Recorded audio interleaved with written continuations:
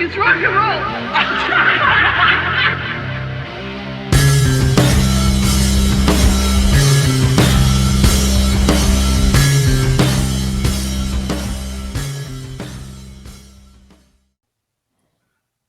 Hello, and welcome to the Look It's Rock and Roll podcast, the vinyl edition.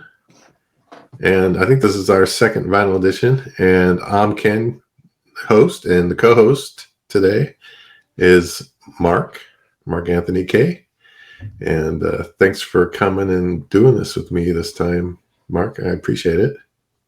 Thanks, Ken. Thanks for having me on. I'm looking forward to talking vinyl with you.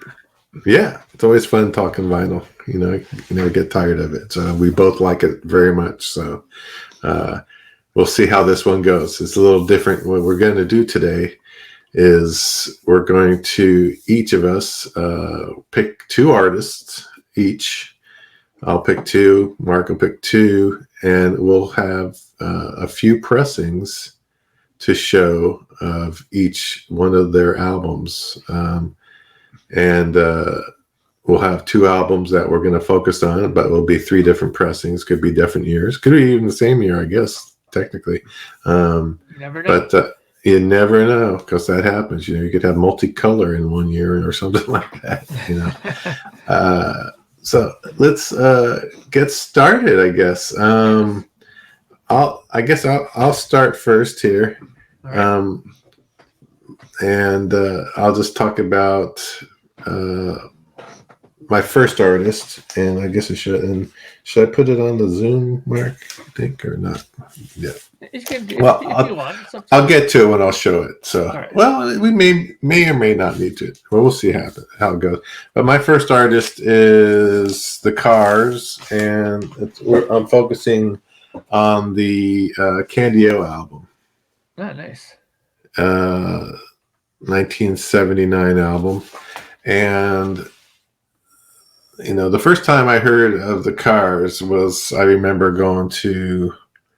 driving to school in high school, and with my friends in the car. I remember, you know, the first album, hearing, you know, My Best Friend's Girl and those other ones that they played a lot, you know, from the first album. And that was the first time hearing music from the Cars, and you know, I had gotten the first album at that time. The next time about the second album is after I graduated. Just shortly after I graduated from high school, we were on the road again, of all things, and driving down to Santa Cruz, California, going to go to the beach. And on the way there, over the mountain, we heard this new song by the Cars. And it was Let's Go. And I was like, oh, this is a new song. I was like, wow, that's a pretty cool song. It sounded differently, kind of cool groove and all that. So I guess not shortly after that, I probably went to the record store and picked up the album at that point. So I kind of was hooked at that point. And this album, another reason I picked this album was because it's my favorite Cars album, I guess you could say. A lot of people, it's the first album, but you know, because the first album is like a greatest hits, right? But this one is close to that as far as, you know, a lot of hits being on it. But I like all the songs on this one too. I think they're all great, and it sounds great. So, why did I pick this album? That's why I picked it, I guess, because it's my favorite album. So let's get into the album itself. So my first copy, and we're going to show three copies of each album, three pressings. This one here is 1979 copy, and I'll show it in the back. It's an original pressing, and very original. This one had an inner sleeve, Cars on one side of the picture, and then the lyrics on the other side of the album. This here this is a promotional copy. Oh, nice. A white label promotional copy, and It sounds pretty darn good. Well, it should sound pretty good, but it's it sounds really good. So this is 79. This one was mastered, I believe, by George Marino, and it's it's a great sounding record. And he produced a lot. Mastered a lot of great records with other artists, not just the Cars. And he's well known, as you know, Mark. Yes. So the next, so the second one I'm going to show is the Cars Candio, of course, again. And this one is a 2016 remastered copy of the Cars, and they did a pretty good job of replicating the color of the other one, the cover. I think it's just a little bit different in the lighting or the shades of colors. This one has no name on the front. Yeah, so I guess we could talk about that. That's a good point. So on the other one, you saw a name on the front, right? Yeah, the band name and I think the name of the album as well. This is a sticker. Oh, okay. Yeah, that's why on the promo sticker. I think on the original pressings, they had the sticker on the shrink wrap. Oh, okay. All right. So when you took off the shrink wrap, you had nothing on here. But this is a promo. They threw it on the promo. There's no shrink wrap usually on promos. So that's a good point. I think later on in other pressings, they did put the name on, the front on other pressings, probably, late, or 80s, probably stuff like that. This one is 2016. It came out of the Cars box set. It was a vinyl box set of colored vinyl. And, that whole box set was mastered by Ted Jensen with Rick Ocasek of the Cars, but it was mastered but it was cut by Ryan Smith. Okay, yeah.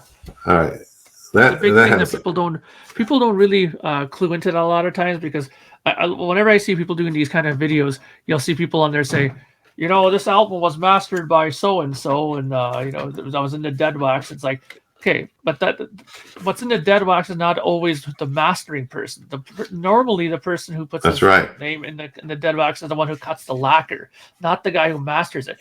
And then it's not always the same person. Like you just said, Ted Jensen mastered that one, but Ryan K. Smith cut the lacquer. And there's many records like that where it happened, where Robert Ludwig's mastered it, but then you have what's his name?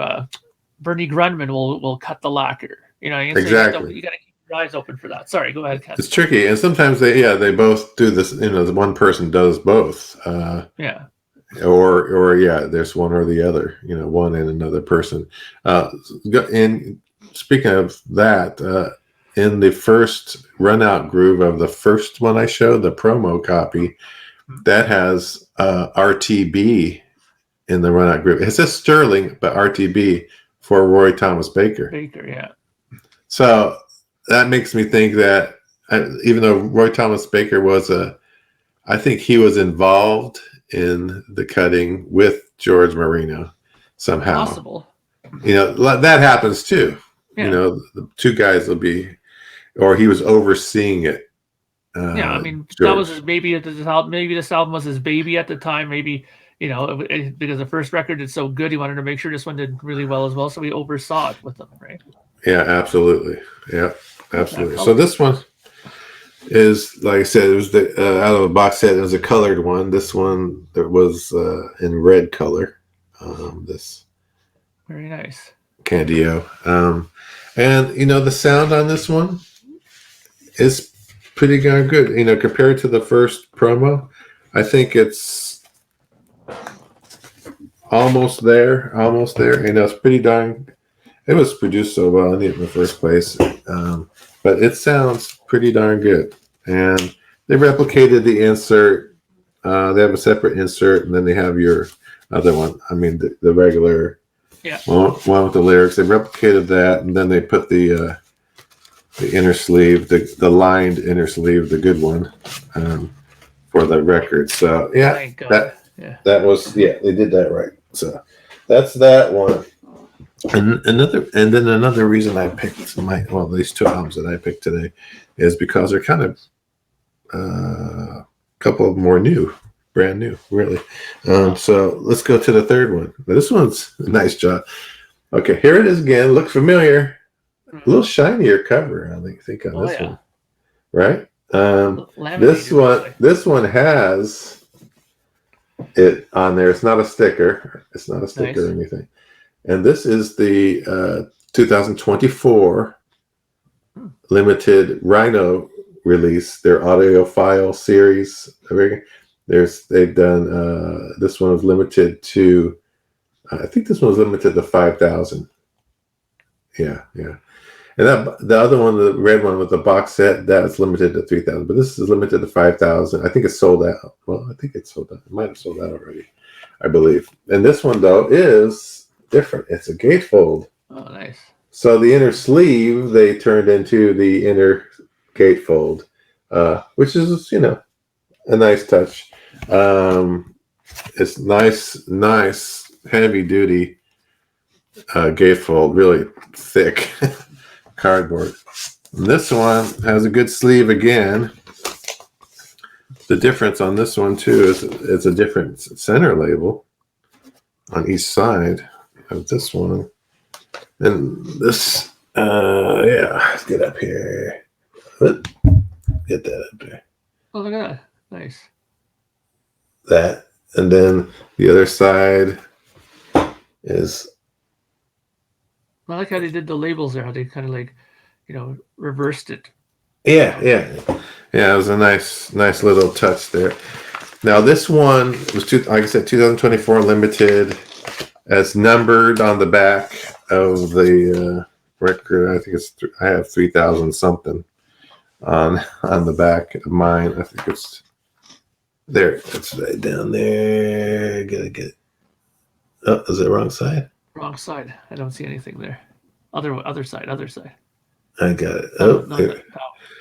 There we go. It's on reversed. 3,198. Yeah, 3,198. All right.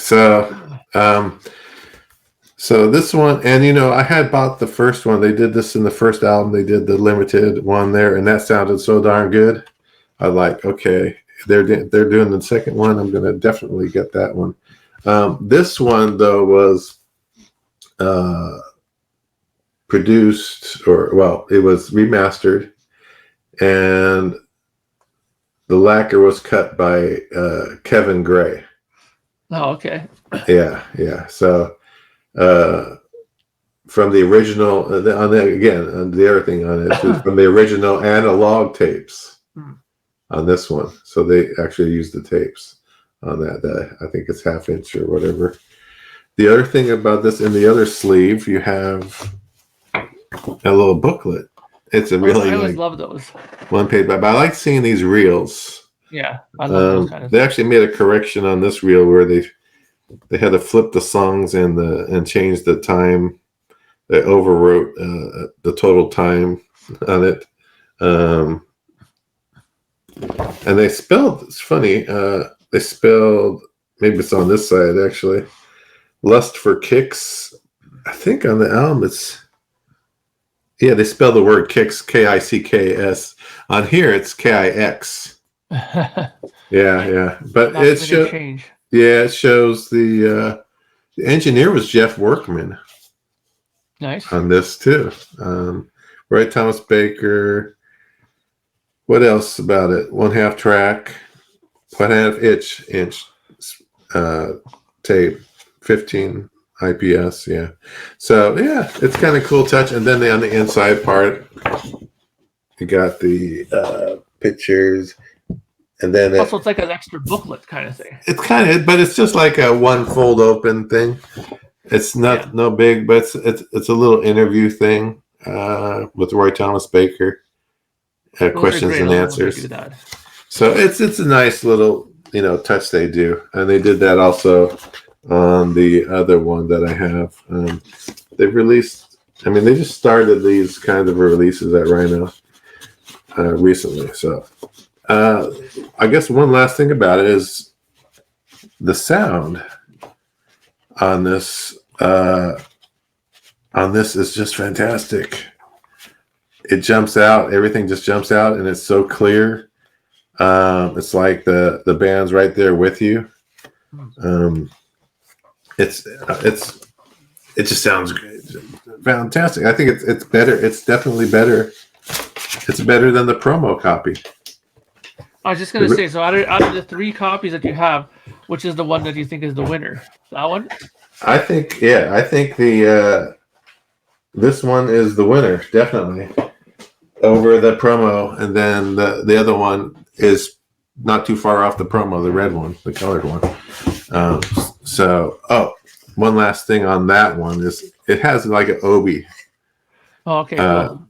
That was on it, but it doesn't stay on it. But let's see if I can get this. I don't know. It shows original vinyl tapes, pressed optimal media, heavyweight gable jacket, exclusive insert with commentary from Ray Thomas Baker, limited edition numbered at 5,000. Yeah, very cool. Yeah, and then the track listing on the backside of it or whatever. So yeah, so I really enjoy if they do some more albums. I mean, they've done a few more albums, other albums, blues and new wave. I think they did a couple of different albums. Doobie Brothers, I think they did, but the one thing I'm hoping that these people do is I'm getting a little leery about one thing. Every time I see these releases that come out, they always say copied from the original master tapes. Now, one thing I never hear in these interviews, which I'd love to ask one of these guys one time, like a Kevin Gray, is, are you guys actually making backups of the master tapes? Because if you're going back to these same tapes and nobody's putting them on the machine, reminding them, fast-forwarding, setting them up, after a while, these tapes are going to start futzing out on you. So I'm wondering if these guys are going to, because most of these studios have multiple quarter-inch machines or half-inch machines. And, why not grab, 5 or 6 blanks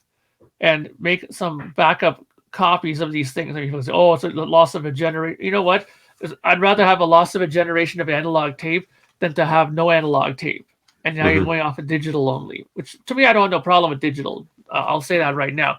But if they were smart, they should be making backups of these tapes, because you can only do these tapes so many times, because it seems like they're reissuing some of these albums like every other year. So after a while, this tape is going to start getting a little, a little clear there. They're going to break and they're going to degrade and the whole bit. So yeah, I hope they do. I'm sure they are. And because there's only so many times they're going to be able to do this, and then the tape is not going to be. Yeah. You're going to have to go to the digital form of, the. Because don't forget, tape. When you make a stamper, like when you cut a lacquer, you can only use it for 1,000, 1,500 copies of it. Yeah, like it starts to wear. Make another one, right? Yeah. You got to make another thing off of the tape, and that's where it gets crazy. You got to be careful with that. Exactly. Yeah, for sure. So I think I'm done with Candio. All right. So let's see I'm interested to see your first pick. Okay, so I picked 2 albums that are pretty important to me as a listener and as a record collector, and they're bands that I've obviously loved. I'm sure Ken will be not shocked at all by the bands that I picked, and probably not shocked at all by the albums I picked, but I picked them for good reasons.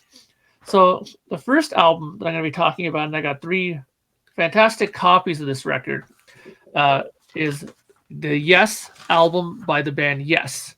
Okay. Now, the first copy I'm going to show, and before we get to that, the first time I ever heard Yes, I was pretty young. I was maybe about 14, and I was at a friend's house, my father's friend's house. He had a fantastic stereo system, and he played me Fragile.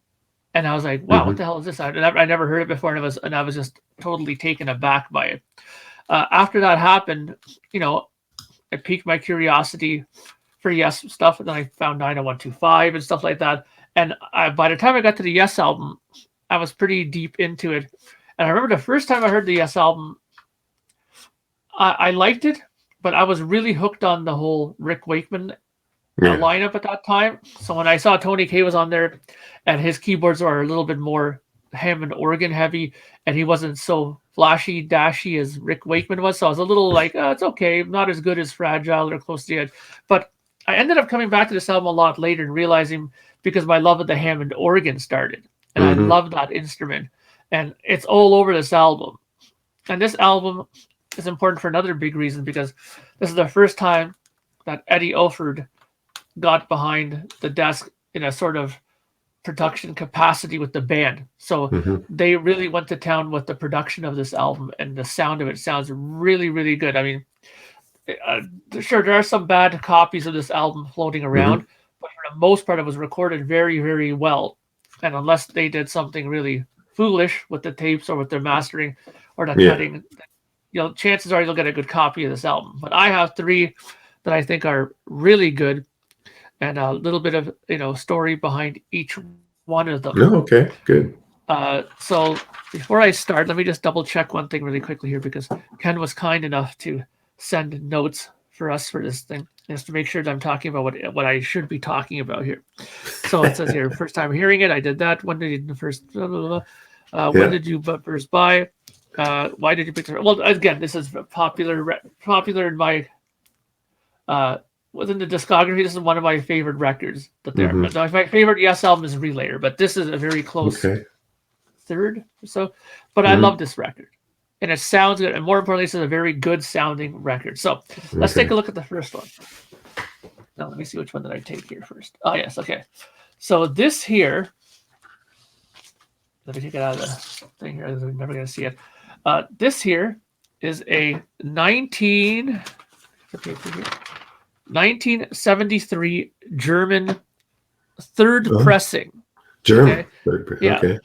Now, the thing is that when I say third pressing, the German ones came out in the original year, which I believe is 71 or 70 or 71. And, so every year they probably did a repressing of it. Right. But it's not a remaster. It's a repressing. Okay. Which means that they didn't do anything different with it. They didn't do anything different with the sound of it and stuff like that. The German ones have laminated covers. Yeah, laminate. Yeah, I can see the shininess. Yeah. Yeah, and at the very top there, you see that text there at the top corner. Yeah, let's see if I zoom in on this one. Maybe I'll put it bigger for you here. Let's see. Let's try that one. Nope, not that one. You got to push solo. Do the solo thing.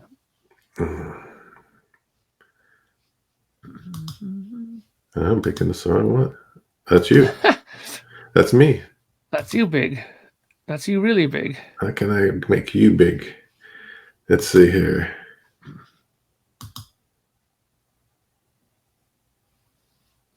I'm trying. Oh, don't worry about it. I'll just do this. Okay. So there's the information. Okay, which is different for like each country. They put it differently because there's different catalog numbers. So this is also a gatefold. Okay, which you can see right there.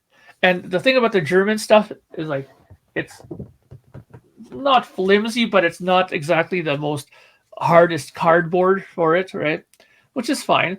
But the most important thing, in my opinion, of this record is the vinyl itself. Okay, so here's what it looks like. Okay. Oh, yeah, Atlantic. You'll see there has like the information at the bottom with that little triangle at the bottom there. That's usually very noticeable on German pressings of these albums, right? It just says 33 on it, right? 33. Yep. Okay. At the bottom, and there it is again. Yeah. Yeah. Now, now the interesting thing about this is that the information as far as the mastering goes on this, and I wrote down some notes here just to make sure I had talking notes. It was pressed at Deutsche Grammophon, which is a pretty well-known pressing thing in Germany, Mm-hmm. to where they do I records. think I've heard of that one. Yeah. Yes, and the lacquer was cut at Ton Studio Fonts.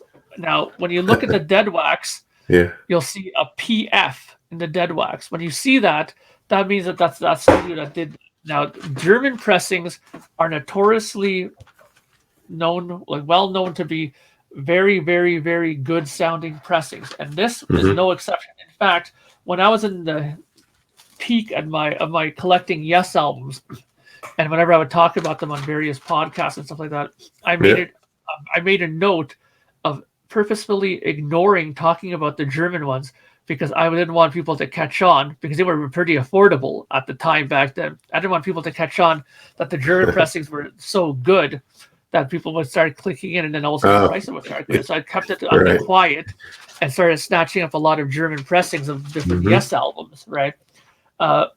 So this one is definitely a fantastic pressing of it. They're still not outrageous German pressings, and obviously the more far back that you go, like 73, 72, they're going to sound amazing. And I mean, I this is my actual listening copy that I listen to. Okay. Because out of all the ones that I have, and I'll show you the other two, because the other two are fantastic as well. But this one is amazingly good condition. I'd say it's borderline near mint. No, like that's how good it is. Okay, that's good. And considering how old this album is, like a 73 pressing, that's as old as me. It's like 50 years old, this album, you know. Yeah, it looks good. Yeah. So yeah, the cover is good shape. So it was kept in good condition, and it plays really good. Like, I mean, there's hardly a pop or a crackle or anything on this.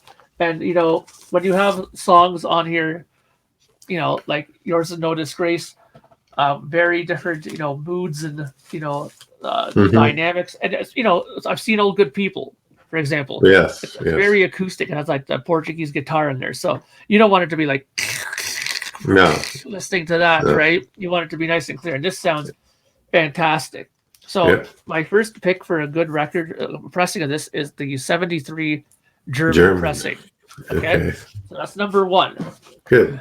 Now, number two. Now, this one is one that has become extremely difficult to find now. Okay. Here's the album cover. It's a little bit more beat up, and it's not lacquered. It's very just, you know, straight cardboard, but it's strong. It's hard as hell, this thing. Okay. This is a, let me get my note just to make sure I'm saying this correctly. Just want to make sure. This is a 1971. March 19th, in fact, is when this album was released. March 19th, 1971, Canadian first pressing. Oh, first pressing. Canadian. Of the Yes album. Sense. Okay. And there's the back. Okay. There you can see their information down at the bottom.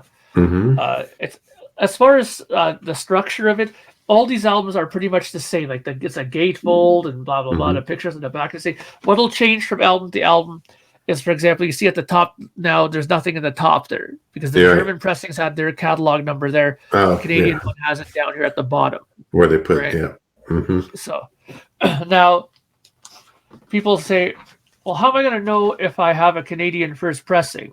You know, well, this is extremely easy for this album to know whether you have a Canadian first pressing. And my friend Vance, who I do a live stream with on Tuesdays and Sundays, he newly acquired some Led Zeppelin albums, first pressings, and they were all on the same label, which is the Atlantic Red Label. Okay. Now, when you see this red label, that's an early pressing. Like, they stopped using this, I think, in 72. I don't think I have any labels like that. Yeah. Atlantic. Wow. Okay. It's Atlantic Red Label. Now, I have this album. I have Time in a Word on this label of a first pressing like this as well. And now I know that people a lot usually say this, but I'm going to say this with the greatest of sincerity. I'm going to look you straight in the eye. This album sounds absolutely incredible. Like I know people say that you should always search out a first pressing, and for a good reason. This thing sounds incredible. I mean, Mm-hmm. it's so punchy, and there's so much low end on this, and the top end is really nice. The sound stage is really really good on this, and look, the thing is like what 52 years old now or 53 years old. There's a pop or two here and there on it, but nothing Mm-hmm. that can distract you from listening to it. I mean, I've listened to this a few times and just was absolutely in shock of how good it is. You know, uh, this one was cut at the RCA studios in Toronto. Okay, Okay. and in the dead wax, this is interesting because I remember when I was looking this up years back. I always wondered there was a TG they have in the dead wax, and I always wondered what the hell is a TG, and Mm-hmm. it's a little thing that they put in from the pressing plant. That's the T stands for Toronto, and the Okay. G stands for good. That it's a good cut. Okay, now they do have a T.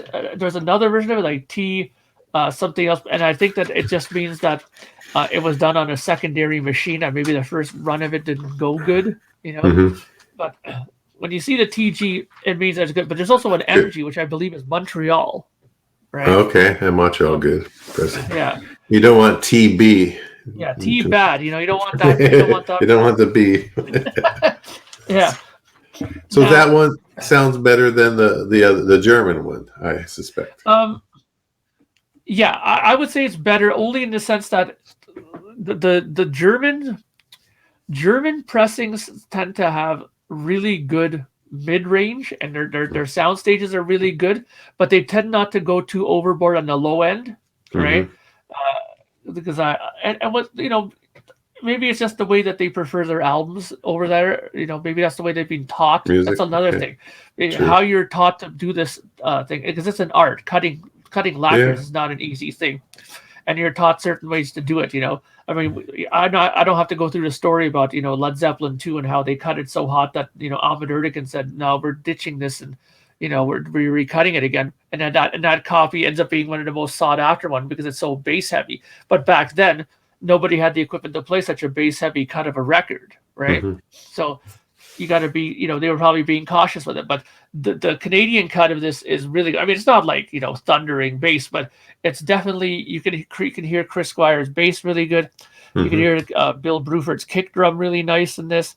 It's a really really good sounding record. So the German one is fantastic too. As far as clarity goes, I'd say maybe the German one has a little bit on it as far as clarity goes, but as far as overall sonics, I think this one is a touch better. Okay. Cool. I know I have Yeah. one copy of that record, but anyway. I'm curious to see, or I'm curious one time you should let me know what it is What because year? they've done it. They did quite a. What They've pressing? done It's quite a a 70s pressing, but I don't think it's a first pressing. 70s. Okay, cool. Okay, so that's that one. Now I have one more to show, of course. I'm going to try to get you in your solo layout there. There we go. There we go. I Greetings. figured it out. There you go. So this last one Mm-hmm. is a very special one for me because I was gifted this one for my birthday. Like I said before, I do a live stream with this guy named Patrick, and Yeah. Oh, yeah. I know. yeah, and you frequent it sometimes. I see you on there in the chat. I get on there. Yeah, every now and then. And so he has a massive collection of records. It's unbelievable how many albums this guy has. Right. And he's big on doing digital rips of it, and they Mhm. sound fantastic. So Yeah. sometimes he'll, with the records that he doesn't need, he'll sell them or he'll give them to his friends or whatever.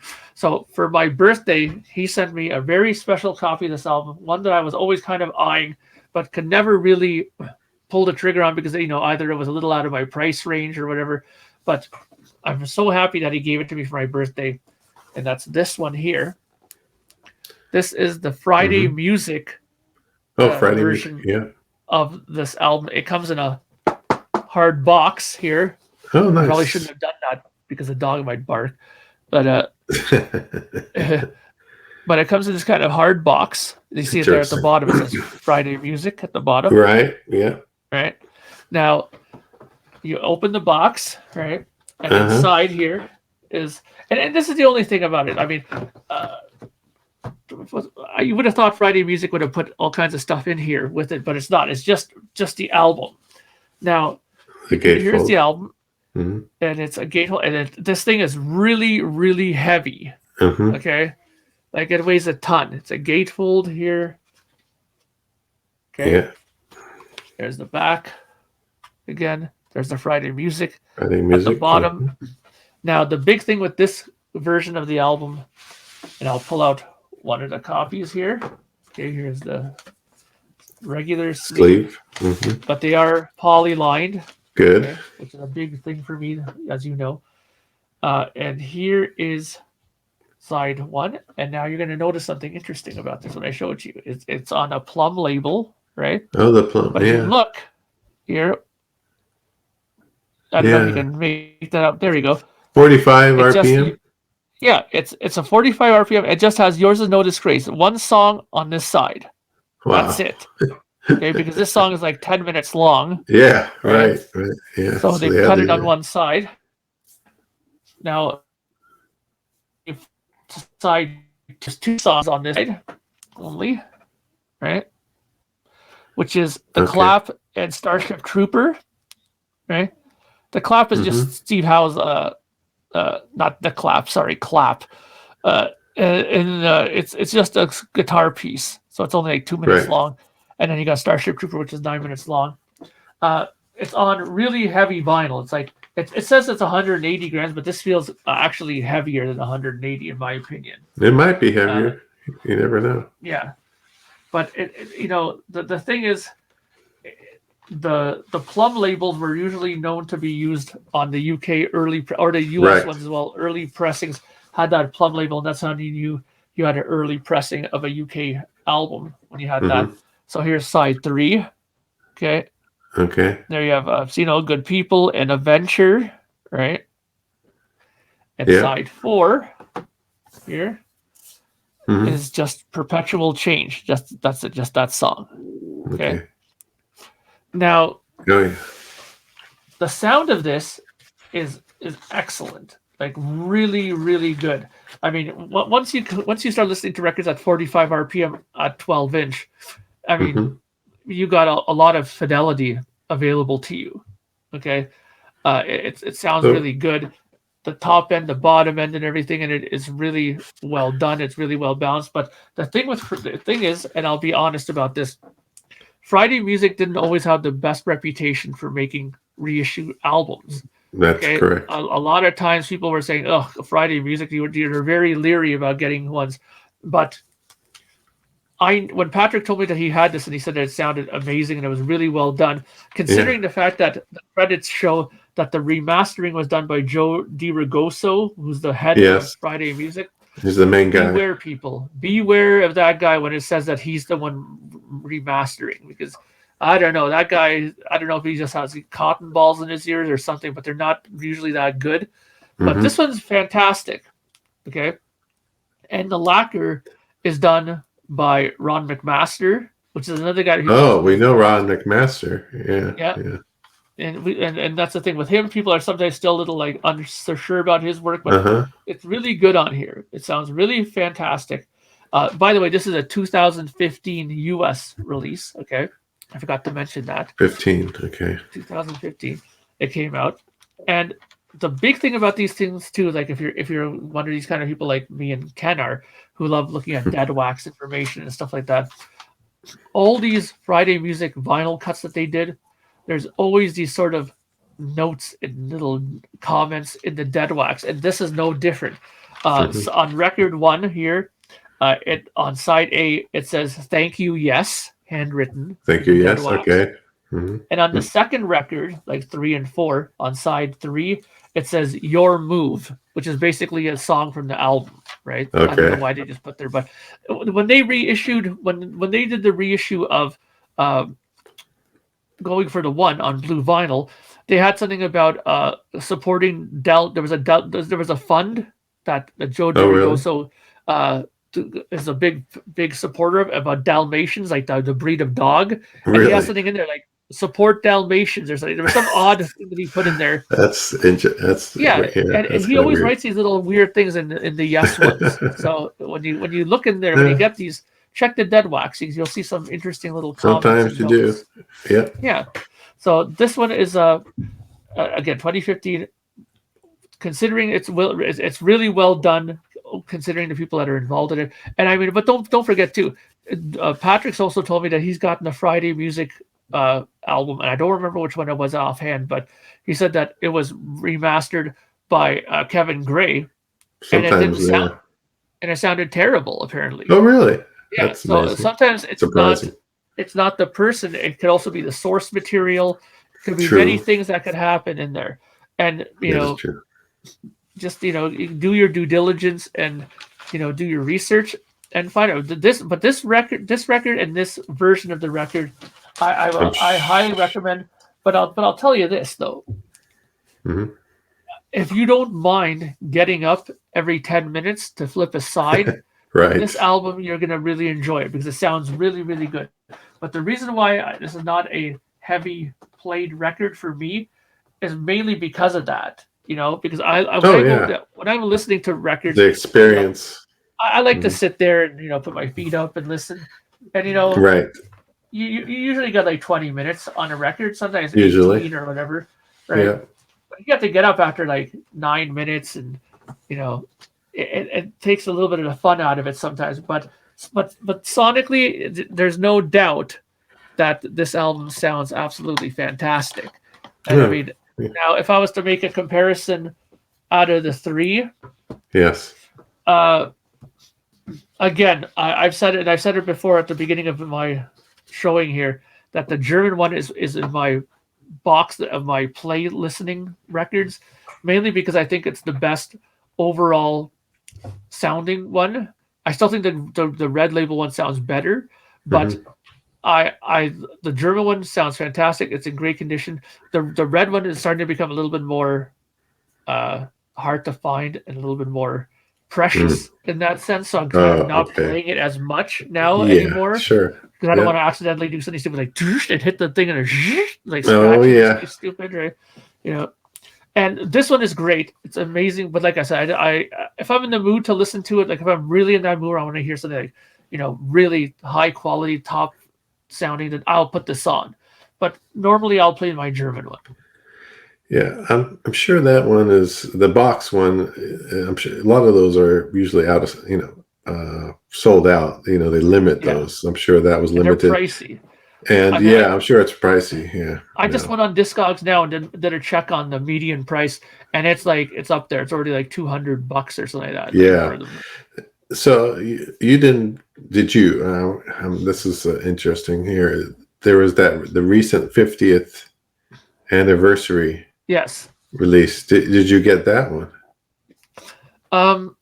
Or you're thinking about getting that? I'm gonna probably. I got the Fragile one, but I didn't get this one yet. I know that they got it just recently at the local Sunrise Records here that's by my house. Yeah. So I'm gonna probably grab that one, and they also have a 50th anniversary Tales from Topographic Oceans as well there now.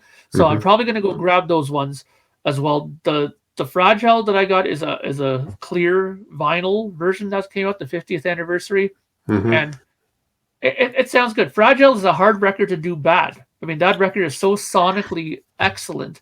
I mean, unless Stevie Wonder or somebody who mastered it, then you're not going to do anything wrong with it.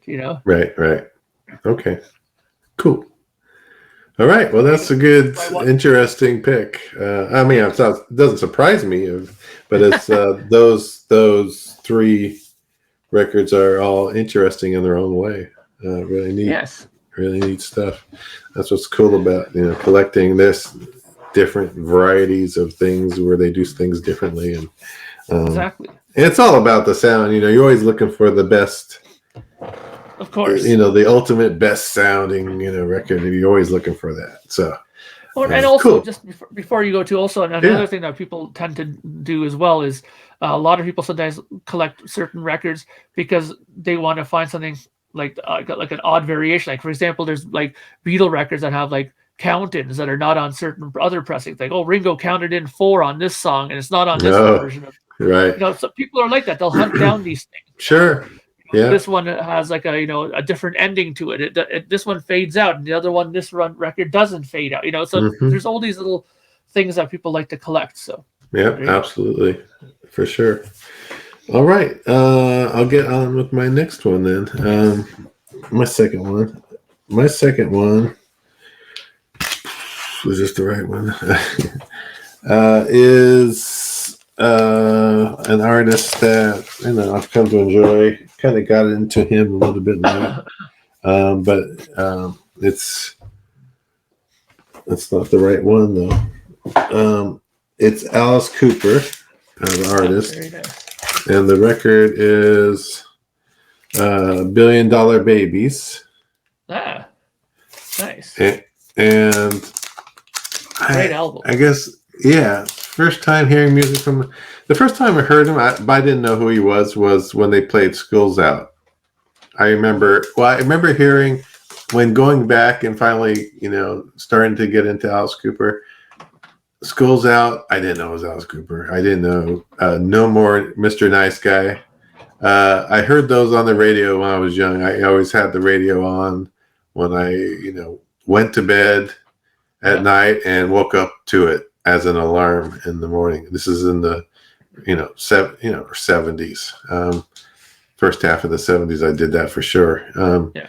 But then finally, I got something. I think the first one I really bought was, I want to say it was From the Inside. I don't know if it was the other one before that, Goes to Hell, but I got that one, and then I started going into the back catalog, right? And that's when I started really getting into it. And this album, tear my stuff off it here, is probably my favorite Alice Cooper album. Another reason I picked it, one of the reasons. And then this one too, I'll show the cover first. This is a 1973. It came out. So it has, embossed here. Yeah. Just on this part here. Mm-hmm. Looks like a snakeskin wallet kind of thing. Billfold, because when you open it, it has is it upside down? Yes. Yeah. So it has on the one side here, this is the kind of like baseball kind of cards. They're perforated. You could cut these out or pull them out if you wanted to. And then the other side is a paper billfold, dollar bill, $1 billion bill, nice. Actually. I don't think I could try spending it. I don't know. I don't think it'll work. No, probably not. Yeah, probably not. So that's that. That's kind of a cool thing. Alice Cooper used to put stuff in their, goodies, kind of like Kiss did that later on, right? Kind of following that. And the inner sleeve, one side is lyrics, green and yellow kind of thing. And then here's the band. The famous picture. And Alice Cooper is a little, the baby, not a real baby. Is that a real baby? Yeah, it was a real baby on that one. Oh, was it? Yeah. I think it's a real baby. Yeah, it was a real baby. I remember seeing something about that, where that baby is now. There was an article about that. Anyway, kind of crazy. So that's the picture. The record is fantastic. Of course, has $1 Billion Babies and Elected and Generation Landslide, Sick Things, I Love the Dead, No More Mr. Nice Guy, which I mentioned, Hello Hooray, Raped and Freezing. Yeah, all those. I mean, just Unfinished Sweet. But yeah, I showed this up close. I don't know. This is it's a promo copy. Nice. This is another, because I like promo copies of records. Yeah. I tend to get. So this is I only have 3 Alice Cooper vinyl $1 Billion Babies. So I'm showing all 3 today. So this is the 1970. Now is that album gold stamp? No, there's no gold stamp on it. Because the the cars that you showed us earlier, that did have a gold stamp on the That had a stamp on the cover. This is before the gold stamps, and there's no indicator of anything about it being promo on and no the cut covers. corners or nothing. Eh? No cut corners. This is before that, or they just didn't do it. Warner Brothers didn't always, do that kind of stuff. Sometimes they didn't identify them, that much. If you look at like Van Halen, or something like that, it's just not, it's just the label, right? Yeah. So what did I say? Why did I pick it? Well, it's one of my favorite Alice Cooper records. So that was pressed in 73. Now we're going to go much later here. This one is pressed in 2016. Oh, okay. That's really far ahead. Okay. And they didn't do a lot of pressings, late pressings. This is like the only pressing in the 2000s until another one recently. But this one, they replicated it. It's embossed here again. The inner parts are the same. It's perforated still and everything. The inner sleeve is still the same. It's still got a dollar bill there too? That's still the dollar bill. Okay, still cool. There. Or the $1 billion bill, that is. And then it's pretty good quality cover. This was first I forgot to say about the first one. First one was mastered by George Marino. Okay, yeah. Okay, the white label promo. This one here is, I'm showing now, 2016 is they only made 3,000. Okay. For Rocktober. That Rocktober thing, Rhino Rocktober thing. And it was limited. And I actually remember not looking for it, and I found it. I was like surprised it was there, and I got it. This one is a colored vinyl. It's they call it a what? They replicate the splatter green label. like it was marble. It's kind of a marble that they call now a marble. This is back 2016. But this color is called, what is it? Green, yellow, orange. There's orange in it and yellow in it, but you can't really tell that much. But this one is a nice job. It was cut by Chris Bellman. Oh, okay, cool. So if I know you've heard of him, disciple of Bernie Grundman. Yeah. It was another one of those where it was. I think this one was. I don't know if they call this one remastered or not. I think they did say it was remastered, but I'm not sure about that. I would be very surprised if it wasn't, because usually at this time they were going remastered crazy with everything. I think that's this one was. So. And then the newest one, this one, 2024, which they call it the $1 trillion edition. Anyway, they really did a great. It's a Rhino edition. 2020. Just got this like a week ago. In the mail. This is embossed here, but it's also embossed all over to make it feel like the snakeskin kind of thing. It's all feely, touchy-feely kind of thing. But this one is, what's different about this one is it's 3 records. Okay, yeah. Okay, so you got here.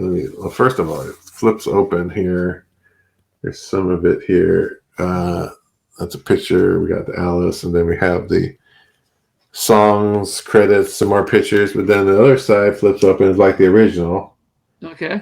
With the bill and the members there. So there's 3 records. One is the original pressing, and I won't. There's no reason to show that. It's the same. It's black, but it's the same. Yeah. They replicated that. Well, I'll show it again. I guess I will, just to see it. Make sure the label is the same. Pretty sure the label is the green. It's a Warner Records. Oh, this one says Warner Records. It's a little different label. Let's see here. Yeah. That's the newer sort of logo for it. Yeah. So they didn't replicate the old one except for the color green, but the Warner logo is different than that the old WB. Yeah. What they had. They didn't have a polyline sleeve. Oh, Mark, so sorry about that. I know that stinks. The other thing is the other music on here, which is cool, is there was a limited release like a year ago. I want to say a year ago or 2 years ago for Record Store Day of Live in '73. It's pretty much the same thing. But it's included in this one. It has the Live in Houston in 1973, April 28th. It has a lot of the songs that are on this record. You know, Hello, Hooray, $1 Billion Baby's elected. I'm 18, which is not off of this, but it's a great song. Raped and Freezing, No More Mr. Nice Guy, My Stars, Unfinished Sweet, Sick Things, Dead Babies, which is off of Killers. I Love the Dead. So that's on here. I didn't have that other Record Store Day release, so it worked well that I got it this way.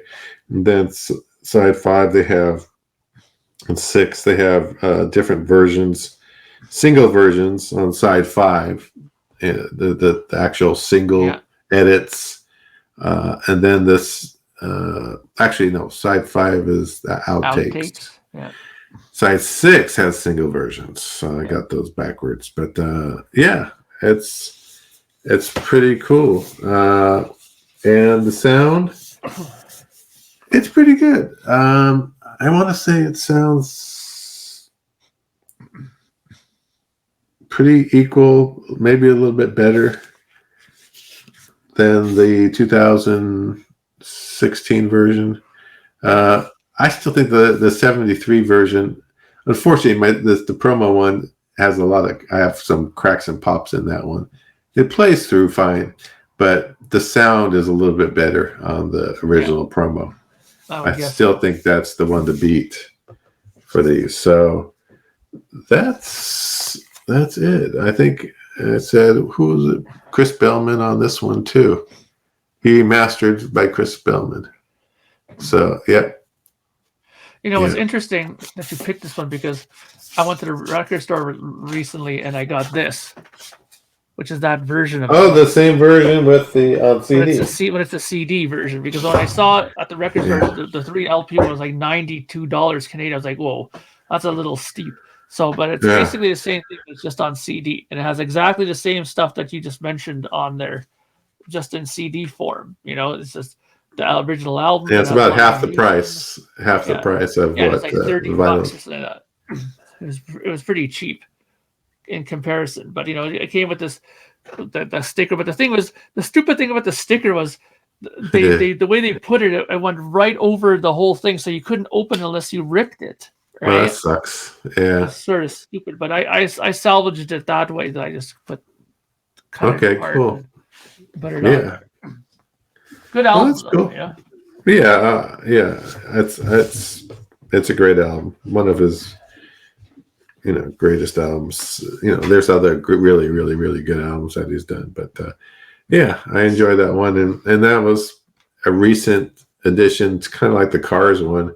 I thought, I have 3. I can do it. I'll show these off.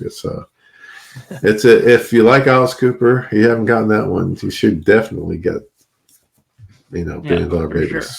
It is a good album. All right, so we're ready for the last one of the day, which is yours. All right. So this again won't be a surprise, especially what band it is. And it probably won't be a surprise to the record. See if I'm gonna guess. Recently, I had gone through and started doing some fine detailed notes on my discography of this band, and I started Okay. putting these little pieces of paper inside the plastic bags here, just that had all Oh the yeah. information, who cut it, and blah blah, all this Right. stuff. So just Well, so I can, for perfect. my own personal, reasons of it, because some of these Yeah. bands I collect multiple copies of, right? Uh-huh. So, so Sure. this band that we're going to look at, and the album we're going to be looking at, let me just take it out of here first, is Rush, and Oh, it's Caress of Steel. I like that album. Cool. Now, this album, I got to this album pretty early. I mean, I discovered Rush younger than I was when I discovered Yes. Hmm. I think I've told a story before once where I walked into my sister's room. On her turntable was a record, and her headphones were plugged into her stereo. I turned on the thing, put on, and it was Exit Stage Left, and I was like, Oh "Wow!" yeah. I was like, absolutely, just like, "What is this?" And from there on in, she found out that I listened to it. She didn't get mad, but she actually was happy that I liked it, and so she kind of fueled my like loving of Yes, because she started letting me listen to all these other records, and I started Hmm. collecting my own Rush albums. So this album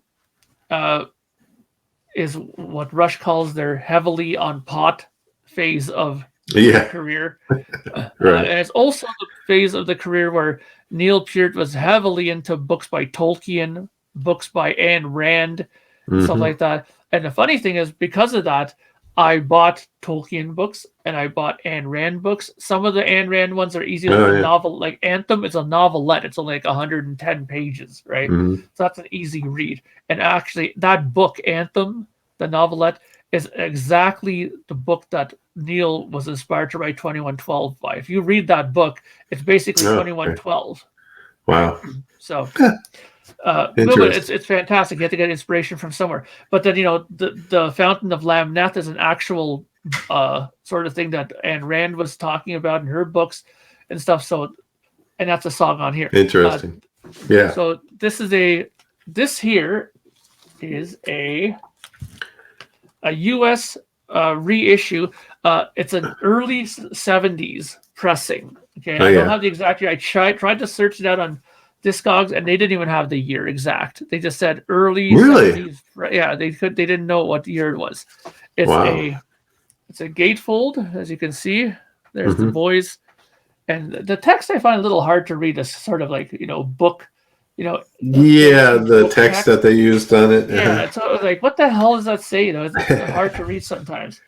And this is on Mercury. This is on the Mercury label, right? They got signed by Mercury. There's the songs at the bottom there, right? Yep.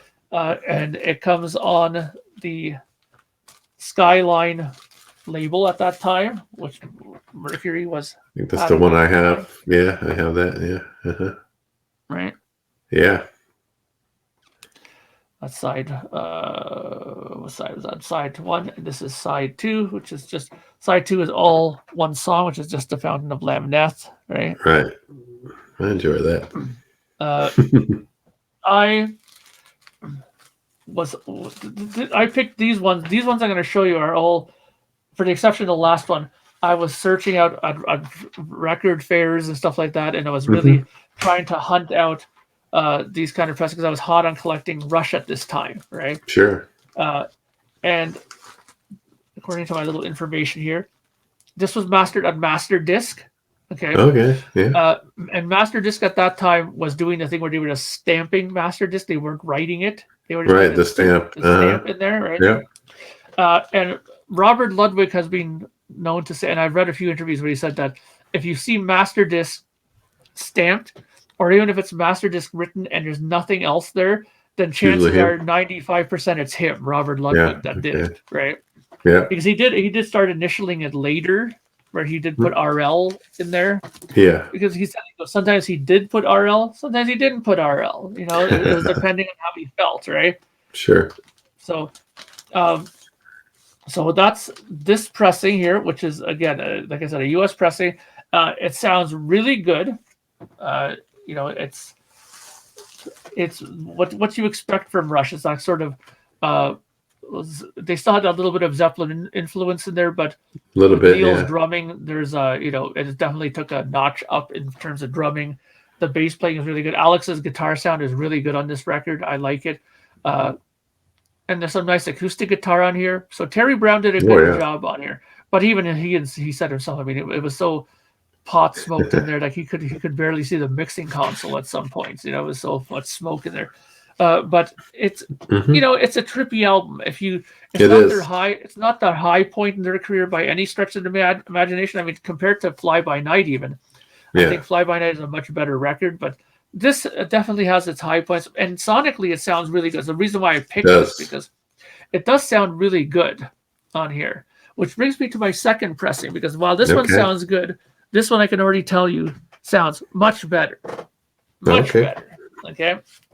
Let me take this out. Here's the cover. As you can see, it's in better condition, but still a little beat up. Now, this is a non-gatefold. Non-gatefold. Interesting. Okay. Now, it didn't come with the original inner sleeve, which had the lyrics and those pictures and all that. Okay, yeah. But I did buy this for a very, very good reason. And I'll show you, and it might become clear as I show you more here, because we'll go to the record next here. Now, as we all know, they were signed to Mercury Records. But then after a time, they decided, hey, you know what? Maybe we should make our own record label. And they started a label called Anthem. Okay. Oh, Anthem, yeah. Mm-hmm. And here's that. Okay. That's side one. Flip it over. And here's side two. Uh-huh. Okay. Yeah. That's funny. It doesn't say side two. It says side 1-1. It's for like side 11. Yeah. Now, the great thing about this one, and I was hinting at there was a reason why I bought this one, regardless of it not being totally complete. And I'll refer to my little note here, I'll show you really quick here. In my little bag here, I got like these notes here. Yeah. Right, for each one. Now, this one is a 1978 Canadian reissue. Okay. Now, reissue, not remaster, reissue. Reissued, yes. This was mastered at the Lacquer Channel here in Toronto, where I actually get all my records done as well. Okay. Yeah. And the reason why I bought it was because it was done. The lacquer was cut, done, and I think it was even mastered as well by the very popular, very fantastic George Graves. He is he is a legend amongst the Canadian engineering community here in Canada. He's done so many fantastic records. I mean, when you go into the Lacquer Channel, you can all the gold records and platinum records are all 95% of them are George Graves cut. Oh, really?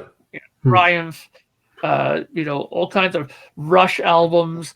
There's Styx albums. There's all kinds of stuff that in those times when those records are popular, he was the man who was doing the Canadian pressings of them. Okay. Now, an easy way to look for his if you want to get this exact record, you look at the dead wax here, and on side 2, I believe, on side 2, you'll see in there handwritten, it'll say TLC. Okay. The Lacquer Channel. Yeah, the Lacquer Channel.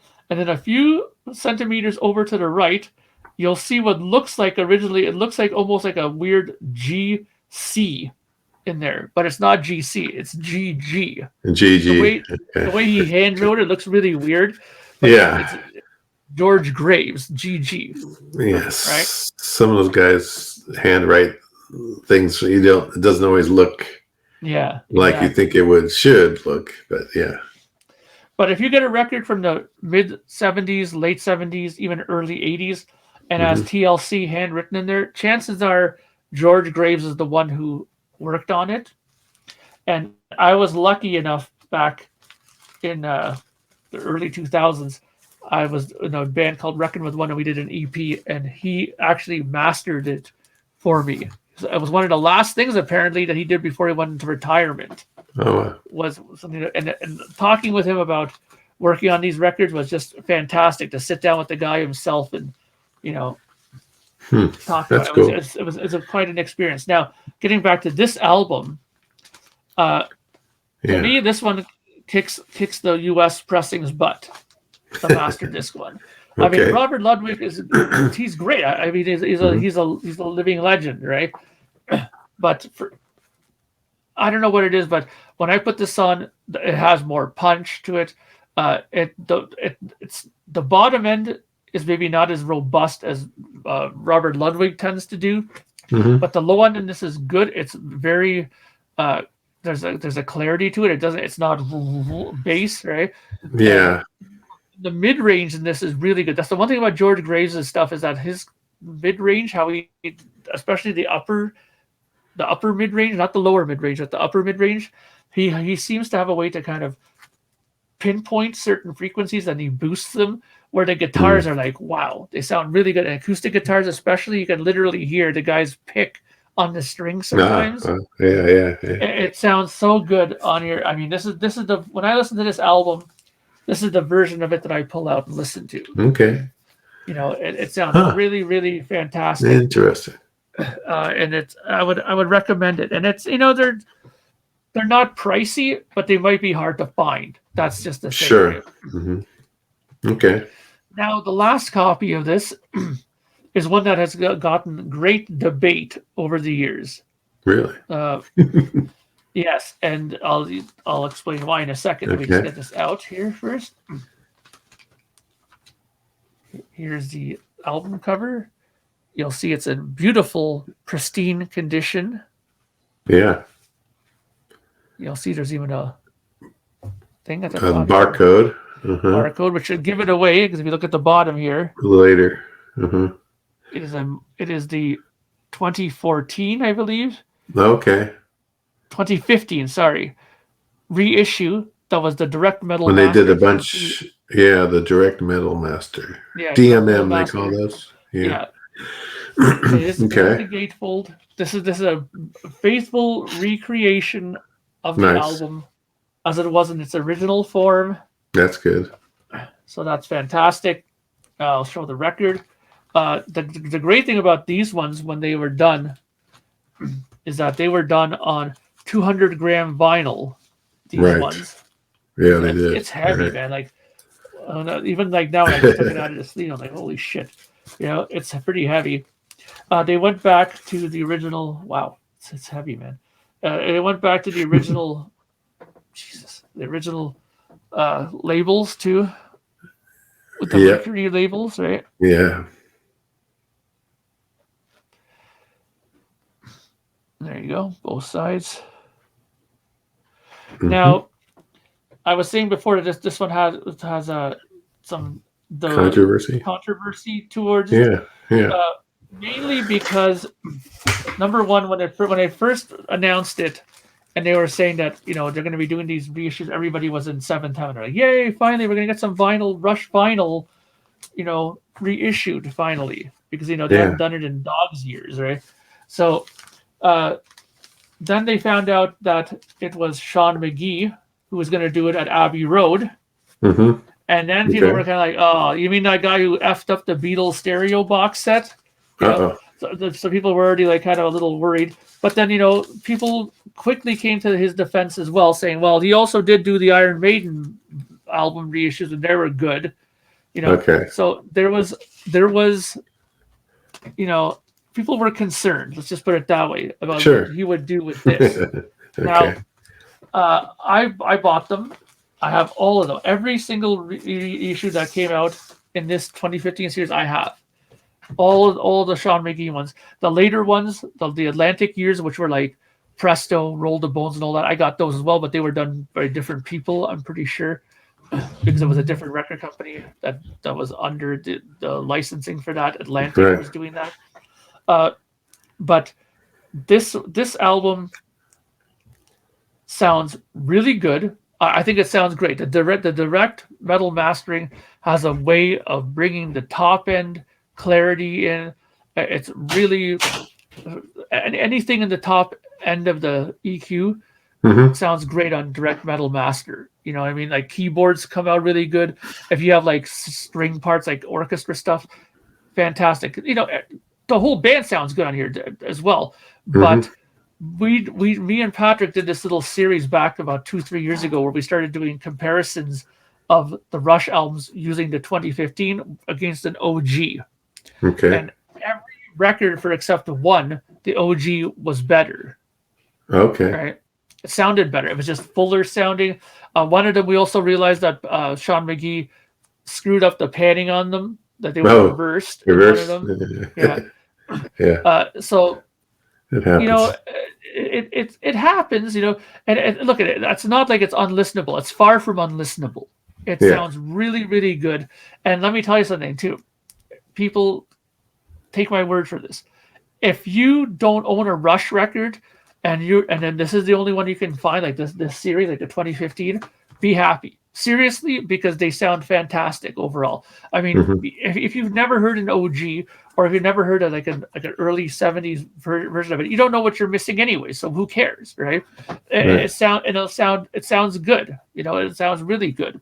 This stuff. Okay. Mm-hmm. Now the thing is, if you own them and if you keep them in good condition, they are worth a lot. I mean, if you go on Discogs and look up how much these 2015s cost, you'll be in shock. I know Patrick almost had a heart attack when I told him that the Rush Counterparts reissue that came out to 2015 is going for $300 on vinyl. Wow. $300. So That's I mean, crazy. these ones I don't think are up that high. I think some of these ones are only about like $90 or something like that, which is Okay. still quite a bit, you know. Sure. But a lot of these records are getting up there. I mean, Presto was like like 3 digits. A lot of these albums are getting up there because they do sound good, and they're becoming a collectible thing because they were done really well. The album covers look really nice, you Yeah. know.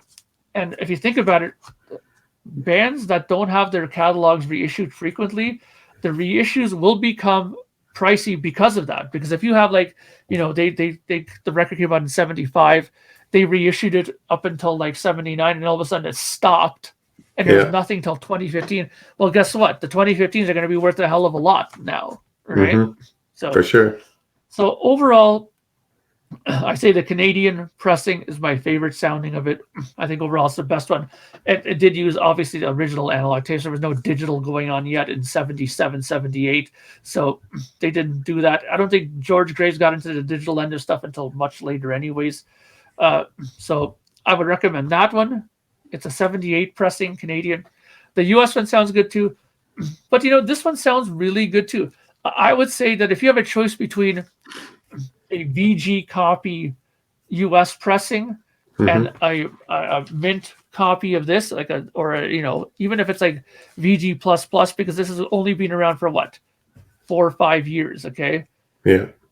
Well, or maybe longer now. It's like 10 years. Okay? Almost 10 years. Yeah. But still, a 50-year-old record is probably going to sound a lot more beat up than this is going to sound. And if if you want a good sounding copy, go get this.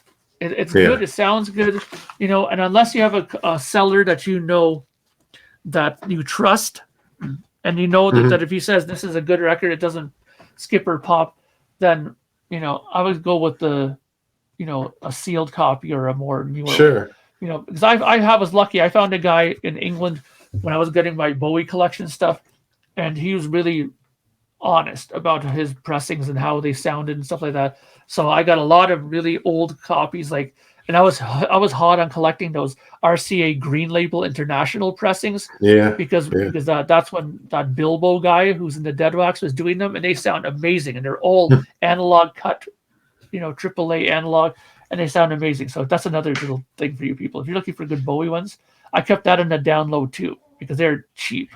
Nobody was grabbing the international pressings, and they sound good. Some of them are way better than the Dynaflex ones. So keep that. Oh, Dynaflex, yes.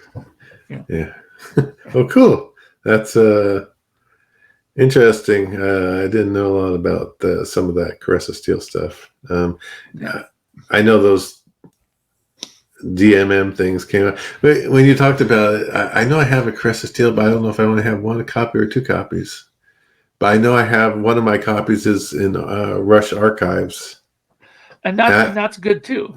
and I want to say that was that. I want to say Gilbert Kong did that Yes, one. Gilbert Kong did those ones back in the day, the archives. And that's another thing too, people. If you're looking for a great copy of those ones, get the archives. I have the archives. I have 2 copies of them. One of them, in my weakness as a, devoted brother, I ended up giving my older sister, who got me into music, so I kind of didn't feel as bad doing this. But I had a black version. You know how they're gray? Oh yeah, there's a black version. One. Yeah, I had a black gold stamp promo of archives. Yeah, and I gave it to her. Oh wow, yeah. And which was, I kind of regret That's that, funny. but but I have another copy of it, and it's a Gilbert Kong, and they sound fantastic, absolutely fantastic. So if you don't have these albums, there's a good way to knock off the 3 records. Oh yeah, that's how I got my. When I started getting into Rush, that was one of the first things I bought was archives. After really getting like Farewell of the Kings in 2112, and then I went to archives after that. Yeah. So, and one last thing too, people. Yeah. A Farewell to Kings. If you look inside the gatefold sleeve of that, the mastering credit and the lacquer cut is George Graves for everything. I believe every pressing of that, they used the George Graves cut. Okay, I have one. I know I have one here. Look inside. You'll probably see it'll say they're mastered by George Graves. I'll look at it. Okay. Cool. Yeah. Good to know. All right. That was lots of fun. That was good, Mark. I enjoyed it. I enjoyed it's a kind of another episode. It's a learning. Yeah, we'll have to do another one. Pick another, whatever, again. Another couple of records, and do it again with some other artists. So I know we both have multiple copies of certain artists. You buy you're always looking for the best sounding copies, and then if you're a real fan of the artist, you're gonna probably buy more than one for sure. Anyway, definitely. Of the same album. So cool. Yeah, this went really well. I'm glad we did it. Sure. So hopefully the listeners, if you've stumbled upon us, enjoyed this, and maybe you learned something too, or it inspired you to go out and maybe get one of these albums, or even just to look more deeply into the actual vinyl itself, like who mastered it and the groove, run out groove and all that. If you might have your own copies of this, and you might now realize that you may have a Canadian, or you might have a US one, or you might have a copy like Ken had of his Cars records, Exactly. So all right. Well, we'll finish up. Hopefully we'll do another one like this. And, hopefully we won't wait too long and do another one. So yeah. And people leave a comment. Tell us what kind of records you have and what kind of, pressings you like. And list maybe what you might want, us to a specific album or artist, maybe we have it, and we'll be able to do it for you. And we'll take a look at that stuff. So, yeah. So, again, thanks from Mark Anthony, K, and myself. Hopefully, we'll see you soon. Take care. Thank you for watching or listening to this episode. Be sure to subscribe to us, like us, or even leave us a review. You can find us and join the conversation on Facebook.